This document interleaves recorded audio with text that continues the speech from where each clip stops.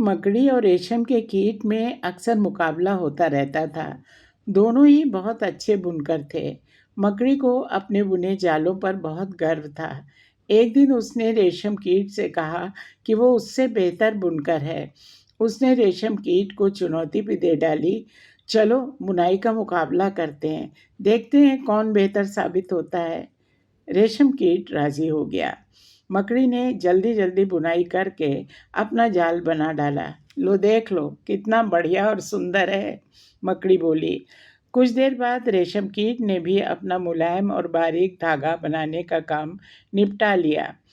तभी वहाँ एक राजकुमारी अपनी सहेलियों के साथ आई। उसने जैसे ही मकड़ी का जाल देखा, फौरन उसे हटाने का आदेश दे दिया। इसके बाद उसकी निगाह रेशम के सूत पर पड़ी। वो खुशी से उछल पड़ी। अरे, इस सुंदर रेशमी धागे को इकट्ठा कर लो, मैं इसे अपनी राजसी पोशाक में इस्तेमाल करूंगी। मकड़ी का मोह भंग हो गया।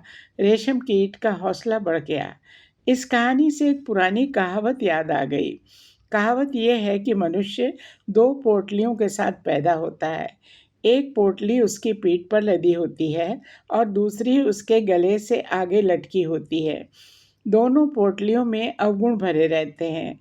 आगे की पोटली में पड़ोसियों के अवगुण भरे रहते हैं और पीठ पर लदी पोटली में मनुष्य के खुद के अवगुण भरे रहते हैं।